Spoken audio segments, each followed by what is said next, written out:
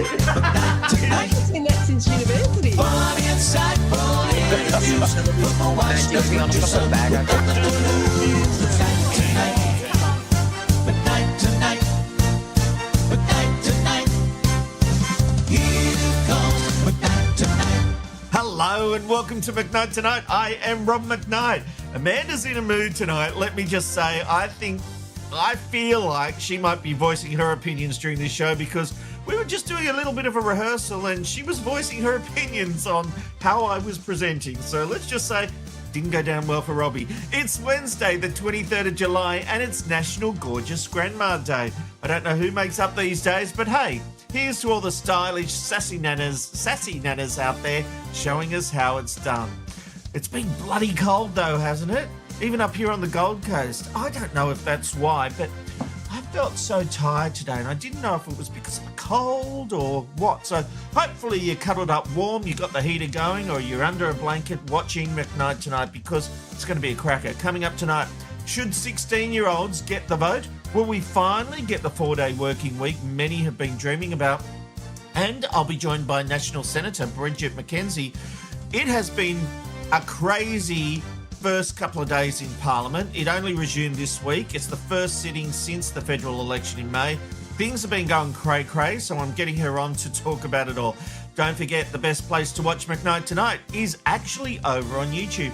It helps us monetize the show. Just go to youtube.com/@McKnightTonight. That's youtube.com/@McKnightTonight. And you can comment there too. I'll get to your comments throughout the show during the live stream, so get typing. All right, let's get on to our hot topics. And as I mentioned, Parliament is back and the fun and games have begun. And tradition has collided with defiance in Canberra's opening session of Parliament, with Bob Katter refusing to swear allegiance to King Charles III. As news.com.au explains, MPs and senators are supposed to say "I do" when asked to pledge the faith and allegiance to King Charles III. However, the Kennedy MP said, "No, I swear allegiance to the Australian people." Later, Katter said, "I cannot sign a document saying I owe my allegiance to a foreign monarch." In the same sitting, Katter was also pictured asleep during Governor-General Sam Meiston's address, only waking up when everyone was applauding. But that's a whole different story. To be honest, I'm surprised Katter's stance hasn't had more coverage, especially the outrage we saw when Lydia Thorpe did something similar. 3 days on from this outburst before the King, Lydia Thorpe remains in the spotlight. The whole world is talking about it and my people are happy. Critics say Monday's protest broke her oath of allegiance to the monarch, an oath the Victorian Independent pointed out yesterday she actually fudged. Her heirs and successors according to law. It wasn't her heirs, it was her heirs that I was giving my allegiance to, and now that, they're no longer here, I don't know where that stands. Okay, there's two things there. The protest was ridiculous, and I do not support her in any way, shape or form with that protest she did with the King.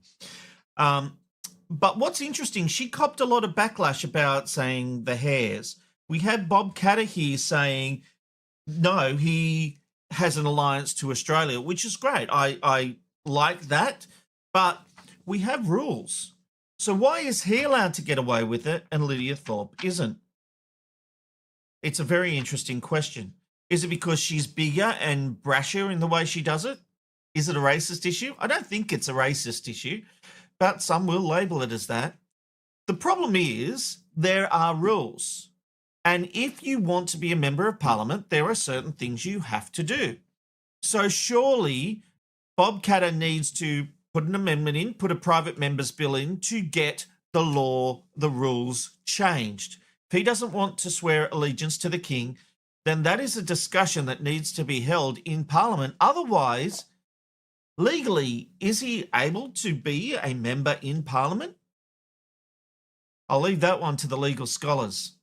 But I do think it's interesting it hasn't had more coverage because Lydia Thorpe saying the hairs certainly got a lot of coverage, although, in fairness, that did come off the back of her protest. Lydia Thorpe's an interesting one.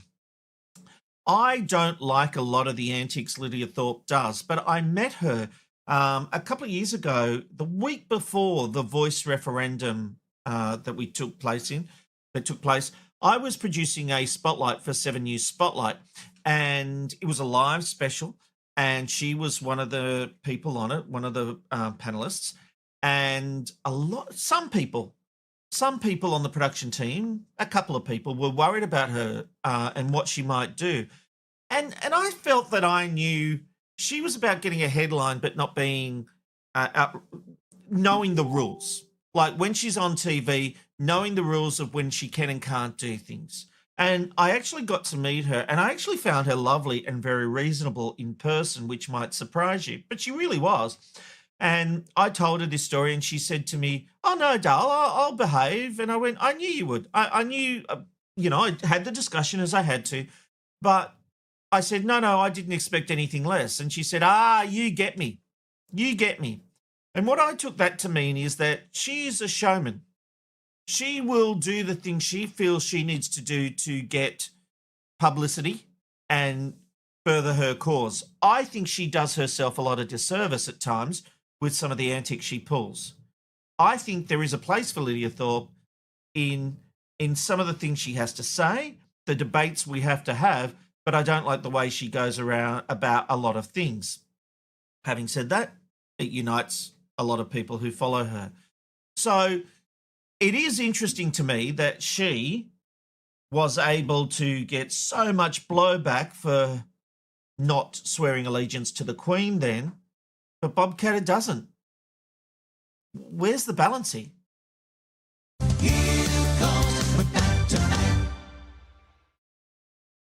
Okay, let me know your thoughts in the comments section of this video. Feedback will come up a little later. All right, the UK government is making major changes to voting laws. The voting age is set to drop from 18 to 16 ahead of the next general election over there. It's a first of its kind reform across the UK nation. Deputy PM Angela Rayner has defended the change, saying 16 and 17-year-olds already work, pay taxes and serve in the military, so they deserve a say in government too. And that has led to a debate starting up here in Australia. Independent MP Monique Ryan recently pledged to introduce a bill to lower Australia's voting age to 16. She argues that young Aussies deserve a voice on key issues like the environment, housing and education. The youth-led campaign, Make It 16, is also pushing hard, saying early participation is the only way to re-engage disillusioned young people. But this isn't the first time we've had this debate here in Australia. Back in 2023, Stephen Bates put forward a private member's bill on the issue, which failed to get the numbers. It's an interesting one, isn't it? I get the idea of lowering the vote, but I'm actually not for it. I do believe we should keep it as is and keep compulsory voting. I think Australia's got a great system. We know what the majority of Australians want. There are people that have issues with our two-party preferred system, but someone once explained many, many years ago to me that that's how we know what the majority of Australians want. So you might have someone who gets first past the post, but just say they have a vote of 40%, but there's 60% of that electorate that don't want that person. And when you look at what people would prefer, that's how we get our representative and our two-party preferred system. But on the age of voting, how far do you take this? Because 14-year-olds are in the workforce, 15-year-olds. And the thing is, you will often find it's left-leaning candidates and parties who want younger people to be allowed to vote, because traditionally younger people skew left. And then as people get older, their ideals change and, they'll become centrist and then maybe a little bit to the right. And so that's why there's a belief that left-leaning parties would benefit from lowering the age. But I question that these days because I think we're seeing a change in the values of younger people. Have you ever noticed younger people don't tend to drink at like maybe people our age did when we were there, when we were 17, 18, let's say 18, because that's the legal age, 18, 19, 20. I find that younger people now just don't seem to be on that same level. And there are actually studies showing that younger people are becoming more conservative. So the Monique Ryans of the world may not get the benefit by lowering the age of 16 that they think. at the age of at the moment, I think, well, take Jasmine, my daughter. The last election in May was the first time she voted, and she sat and thought about it. But I think at 16, she probably wouldn't have cared. And I don't want to dismiss her vote or her opinion, but I really saw her take this seriously. And I think that when you're 18, you are officially an adult, and it feels like the right time to be able to vote. You can drink, you're an adult, you have your own autonomy, and that to me seems the right place to have people being able to vote. 16 just feels that bit too young to me. What do you think? Let me know. Here comes McKnight tonight. All right, now it's time for Rob's rant, and something different. I'm not going to rant. I'm going to say thank you. I received a little something in the post today, and you might remember on Monday, I spoke to a wonderful family. Remember Kai, who does, he came second in the world of an entrepreneur business thing, and his mum and Kai joined me live, and we had a chat with them, and they have this Keiko fidgets, and basically they sent me a little gift pack. And I'm not doing product placement because I'm not being paid to do this. They sent this up with no idea of getting a free plug or anything like that. But I think these people are fantastic. Joe and Kai, I think they were wonderful people, and I just couldn't believe what they sent me. So you might remember they were talking about these fidgets, and I swear my family and I are going to have so much fun with these things. Like, you know, it's going to be fantastic. So I'm already, but one of the ones, I was looking through this quickly with Amanda, and one of the things I really loved is this pen. And so it's a solid pen, but it's got a little flicky thing in it that's a bit out of focus, I suppose. And so that's going to be the new McKnight Tonight pen, I think. So I'm just going to sit here with my pen and paper and write with it, and that's going to be my new prop on the set. So that's there forever now. The kids and I will share all these things, but I think we should give them a plug, because not just for the freebie, but because we should all support this. Honestly, they were fantastic people. So it's Keiko Fidgets, and you can find them at kaikofidgets.com. It's Kaiko fidgets.com. Fantastic people, fantastic organisation, and we should show our support. So if you've got ADHD people on the spectrum, people who like to fidget a lot, this is going to be fantastic. So thank you, Joe, for sending that up. Kai, I hope you're well. And no rant tonight, just love and kindness. Yeah, I know you probably find that boring, but one night's not going to hurt us, is it? It's the random life shot of the day. Where are you going today? You never know where you'll end up with the random life shot of the day. Let's take a moment for our random live shot of the day. Tonight, we're heading to one of the busiest pedestrian crossings on the planet, Shibuya Scramble Crossing in Tokyo, Japan. Now, this intersection isn't just famous, it's iconic. At peak times, as many as 3,000 people cross from all directions every time the lights change. It is chaos, but in true Japanese fashion, it's perfectly choreographed chaos. Now, the crossing has featured in countless movies, from Fast and the Furious to Lost in Translation. And tonight, Tokyo is looking typically warm and humid. The current temperature right now at 9:14 p.m. Australian Eastern Standard Time, it's 29 degrees with humidity hovering above 70%, and there's a slight chance of a late shower. Isn't that just amazing, Amanda? That crossing, that is just amazing. And just all these people, and they're saying that there could at sometimes be 3,000 people in all of this. Just absolutely amazing. Can you tell I'm trying to feel until the lights go? I think we just saw it, didn't we, while I was reading it out? So we have seen it, but I wanted to see it again. Because I know, and you at home know, that as soon as I say, okay, we're done, those lights will go green and everybody will cross. But we saw it already, so I think I'm just going to have to let it go, because there is some serious news coming through that I want to share with you before we get to the feedback. And we'll let that go, Amanda, because I do want to get to this. So news.com.au has a bit of an update on the childcare tests. So, you know, that terrible story about the sexual assaults, the alleged sexual assaults in all those childcare facilities. Well, they've been tested. All those kids have been tested for infectious diseases and the results have come back. So we'll just read this from news.com.au. All children tested for sexually transmitted infections in connection with an accused childcare pedophile have so far tested negative, the Victorian government have said. How good is that? I mean, we are in a ridiculous situation. There's about 2,000 children who required testing as part of a police investigation into alleged child abuser Joshua Dale Brown.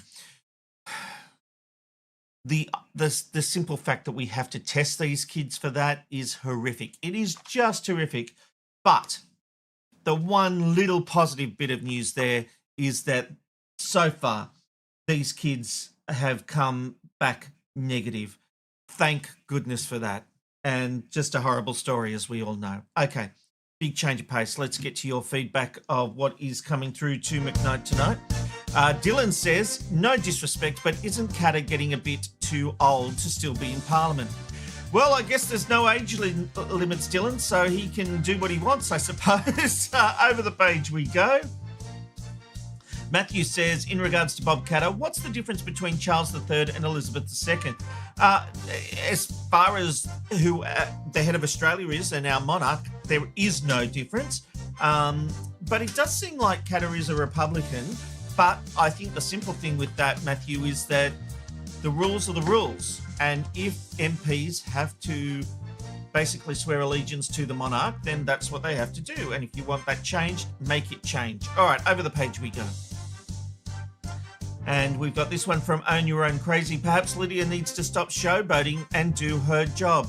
Well, it's a funny thing because the minor parties and independents are always trying to get publicity. And it's interesting, when I've been in the media section of Parliament House, you will go through and you'll see the Greens doing press conferences and things like that because they're all trying to get that soundbite on the news. Okay, Justine has got this one. Very intrigued on people's ideas on lowering the voting age. I'm all for it. I'm all for hearing children's voices in general, but I'm not convinced that this is a good move. And I agree with you, Justine. I do believe in hearing people, but I think 18 is just that sweet spot. All right, we've also got this one coming through from Gareth D. Terrible for Mr. McKnight to use the slippery slope argument. 16 is not 14. Many 16-year-olds work and pay tax. Gareth, they absolutely do. 14-year-olds pay tax as well. And that was the point I was trying to make. I don't... Slippery slope isn't a term I use. Did I say that? I might have. You know, you're speaking off the cuff, so I may have said slippery slope, and I'm not sure how I used that, if I did. But my simple point there would be, again, as I said to Justine, the 18 just seems the right mark for that.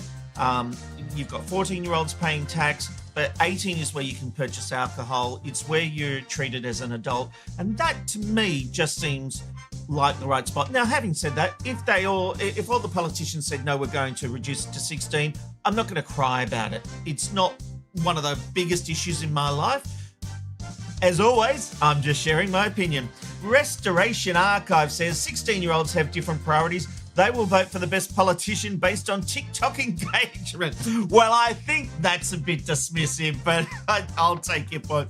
Okay, we've got Kemi Bam 15. Oh, Kemi, you're going to have to tell us how to say your name. First time tuning in, gave John and 2GB the flick to check you out. Don't tell him that. Amazingly professional show as if it wouldn't be with your experience. Got a new fan. Oh, thank you so much. But so what Kemi Bam 15 is referring to there is that last night, every Tuesday night, I'm on John Stanley on 2GB at 10 o'clock. So after Media McKnight went out, I went on to 2GB and I mentioned this show and John's like, you're up against us. And I said to him, no, I don't expect your listeners to watch us live. They can watch us on repeat. But how fabulous that you've joined McKnight tonight. Thank you so much. It's our little secret. All right. More of your feedback, as always, coming soon. But it's been a very politically heavy show tonight, and it's going to continue. But there's things I want to know about what's going on in Parliament. So let's get to our next guest.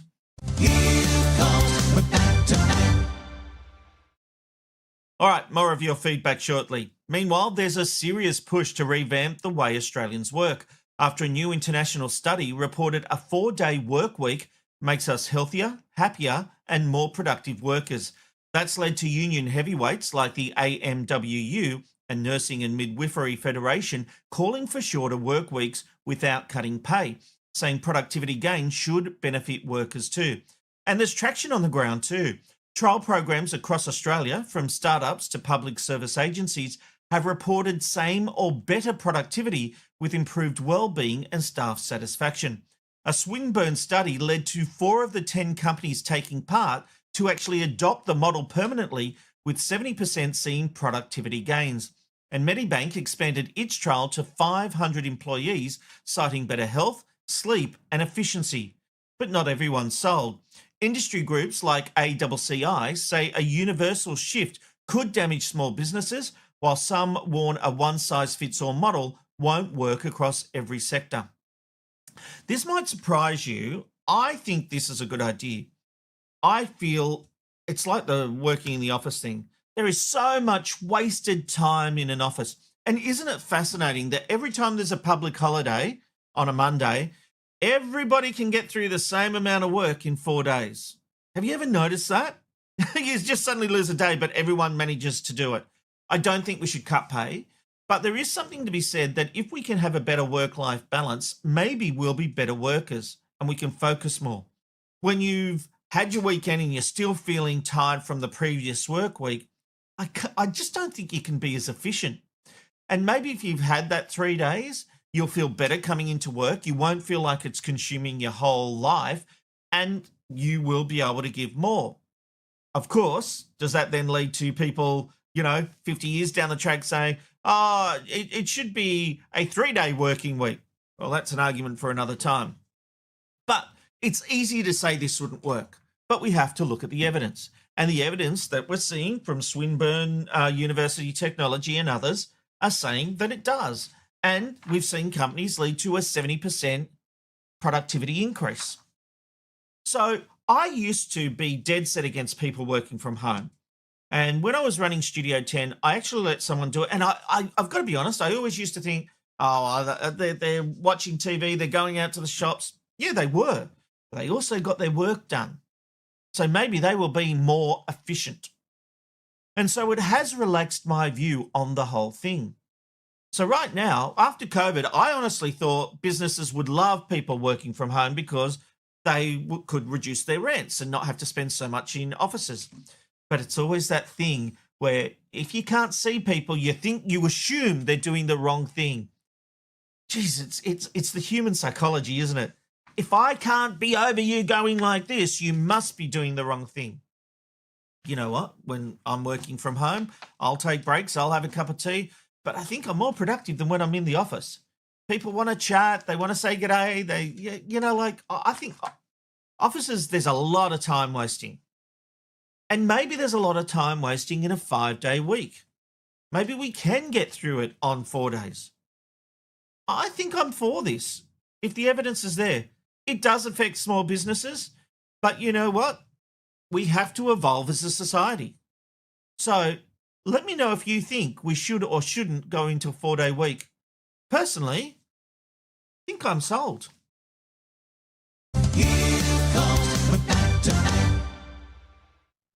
Well, the 48th Federal Parliament officially started this week. It's the first sitting week since the federal election in May, where Labor convincingly won. Now, while Labor has full control of the lower house with 94 members compared to the coalition's 43, things get more interesting in the Senate, where Labor only has a 2-seat majority over the coalition. Independents and minor parties will play a big part in the decision-making process of what legislation passes through the upper house.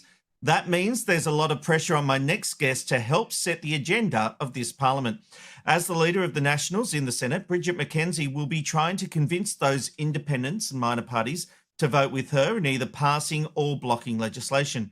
And week one is already proving to be interesting. Bridget McKenzie, welcome to McKnight Tonight.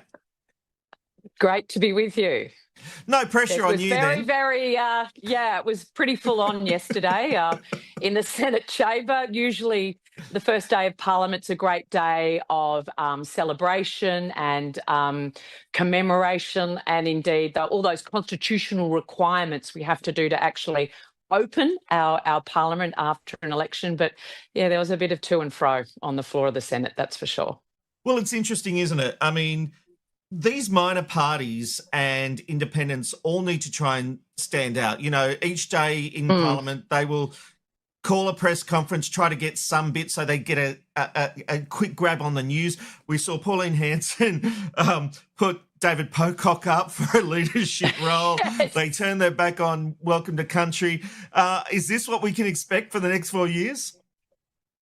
Well, I hope not, but it was a bit surprising getting Pauline Hanson nominating David Pocock for the role of President of the Senate. I'm sure his left-wing supporters in the ACT will find that very surprising, that his number one fan in the Senate is Pauline Hanson.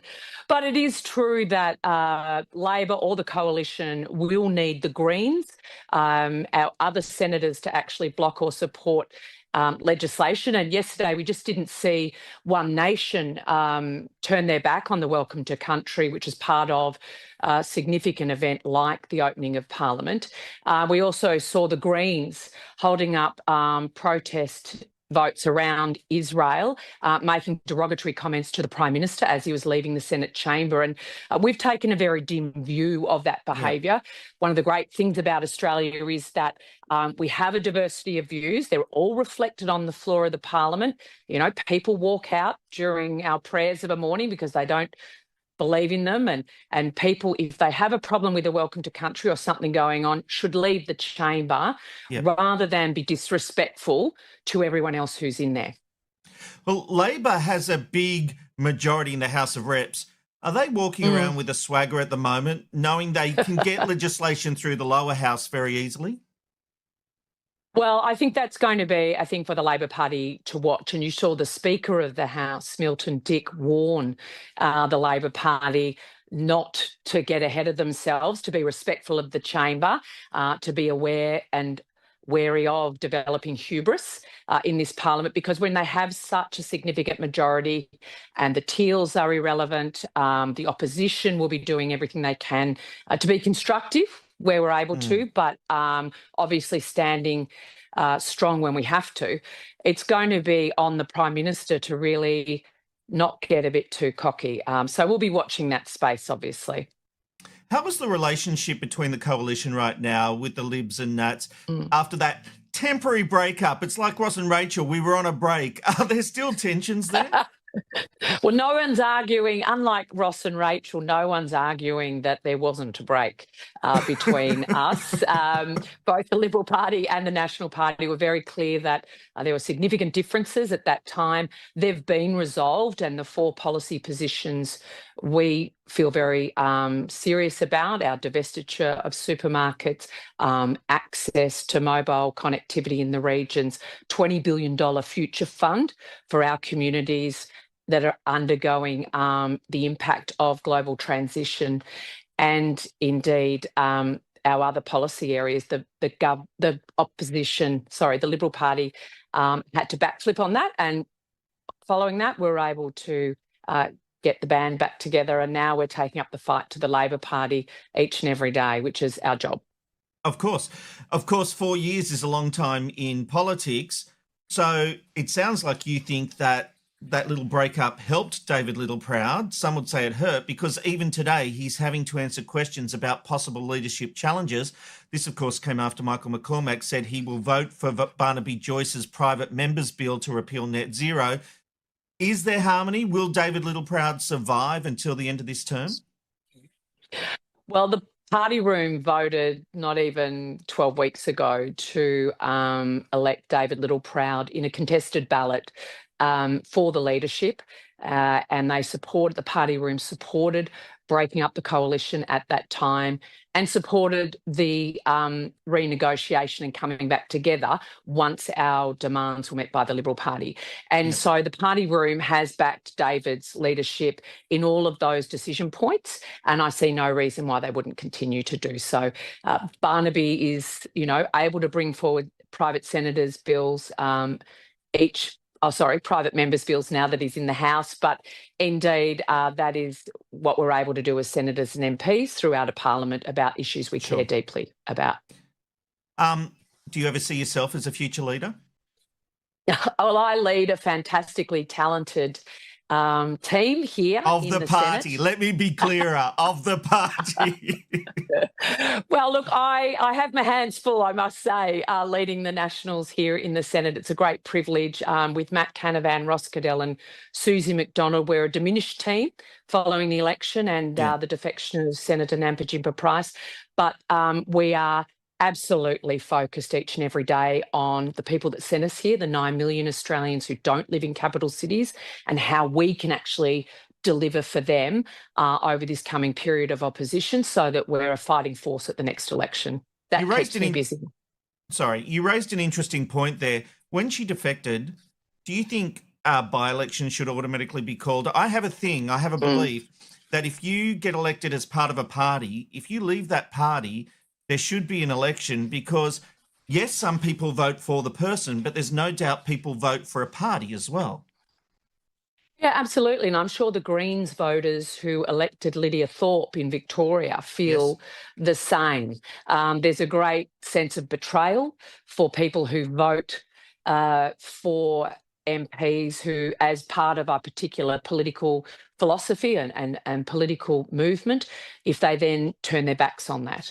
But I do think at the end of the day, it's a person's name on our ballot. That's how our constitution operates. We don't recognise political parties in our constitution. When it was set up in 1901, we recognise that it's individuals that are elected to Parliament House and have that great privilege. And so the onus is on the individual. And at the end of the day, come the next election, voters in that Senate election or in that local electorate will be able to have their say and throw them out if they want.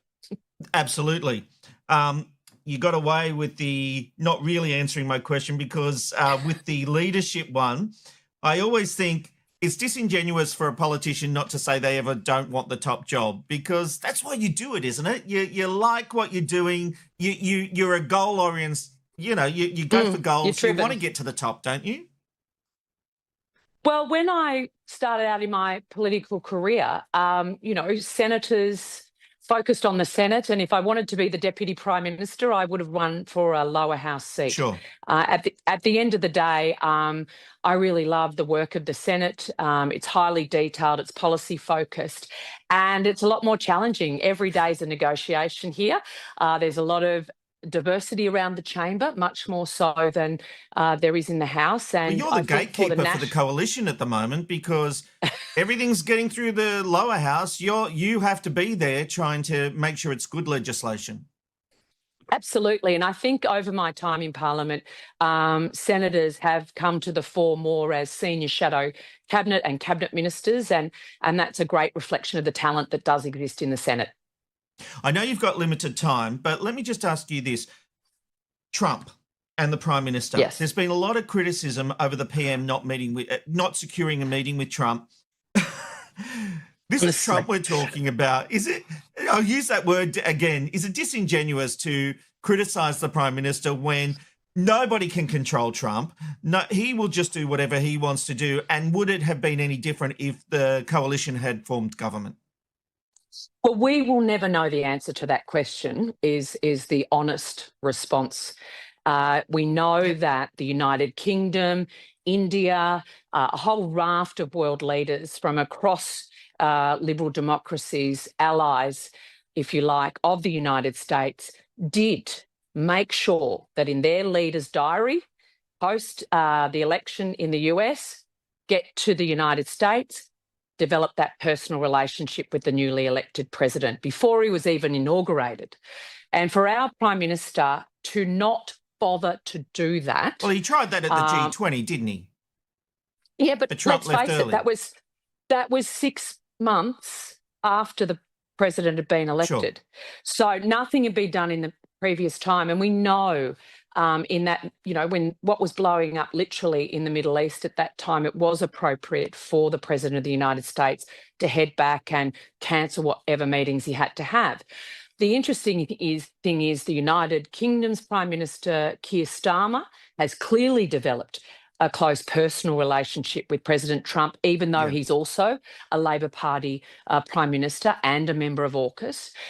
Prime Minister Modi in India, another Conservative politician who's had developed that personal relationship. And unfortunately for us, our Prime Minister has had his 4th meeting with Xi Jinping and is yet to meet our greatest ally in what we all recognise are increasingly challenging geostrategic times.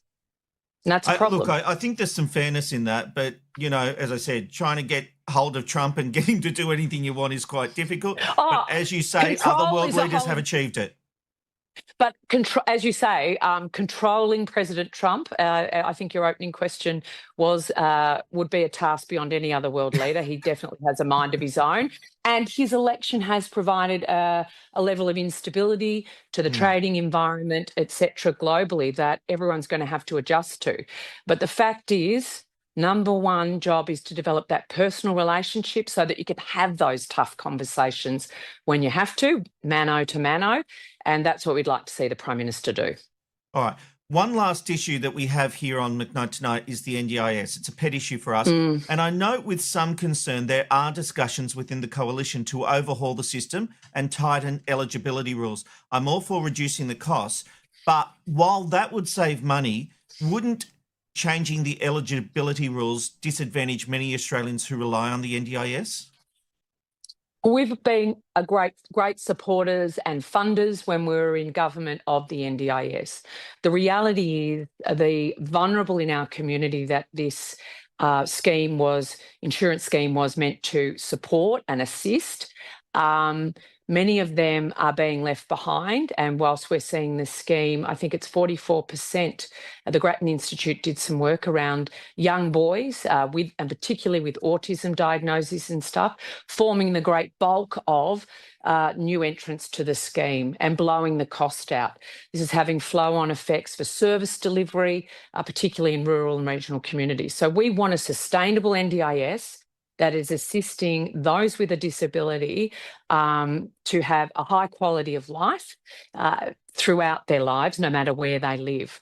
And we know that when Bill Shorten was the minister in the last parliament, he made some changes to tighten and sort of audit that, but we would have liked that to go further so that we can see this scheme continue to support the people that need that support and make sure that it's delivering a high quality service for our most vulnerable. Yeah, well, that's the thing. I don't mind send the Rauders to jail, come down hard on them. But it does make a big difference to a lot of lives. So as long as it really does. As long as we tackle it right. Bridget McKenzie, thank you for taking time out to join us tonight on McKnight Tonight. We really appreciate it. Great to be with you.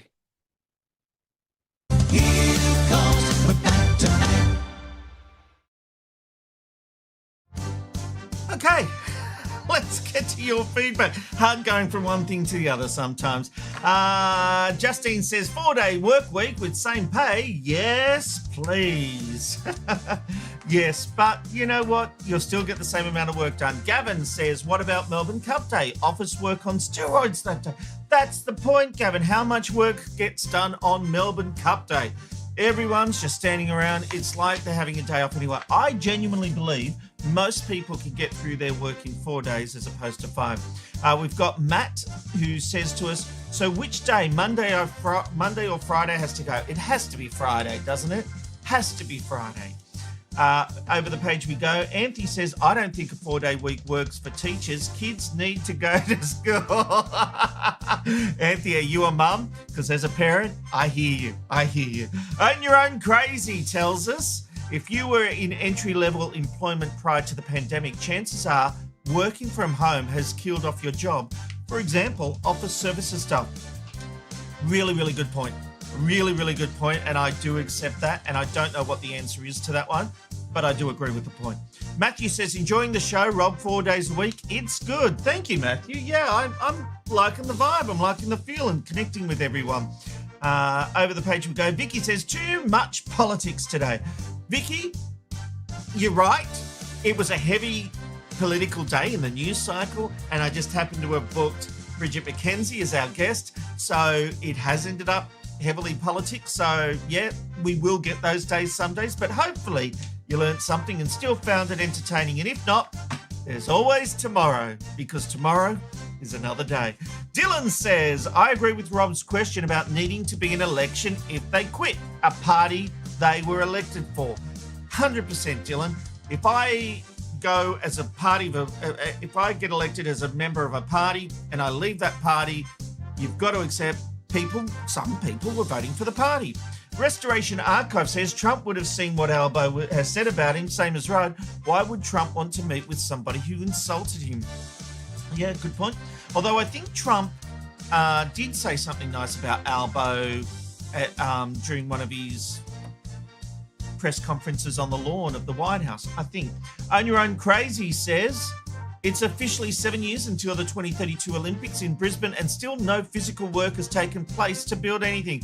Yeah, and you know what? The same thing happened with the 2000 Olympics. I very distinctly remember there was a cartoon in the Daily Telegraph and the Queen was visiting and the cartoon showed a worker at the Olympics handing some bricks to the Queen and says, I don't care who you are, the Queen's going to be here any moment. And that showed nothing changes.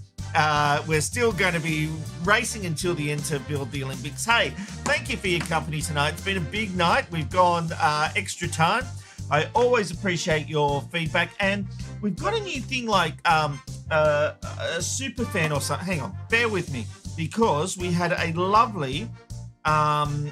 we got a tip, so we've got super thanks on the YouTube page, and we had a super thanks from Jasmine. Who was it from? Do you remember? No, I'll bring it up tomorrow. I've asked her a question without notice, but basically someone did us a tip. It was just a dollar something, but Own Your Own Crazy. Thank you, Own Your Own Crazy. Appreciate you throwing us a few shackles. Always appreciate it. And so many people are helping us out as we try to monetize McKnight Tonight. And on that note, thank you. We will be back tomorrow night at 9 o'clock for another edition of McKnight Tonight at youtube.com/@McKnight Tonight. I'm Rob McKnight. It's good night from McKnight. See you tomorrow. McKnight tonight. McKnight tonight. It's good night from McKnight tonight.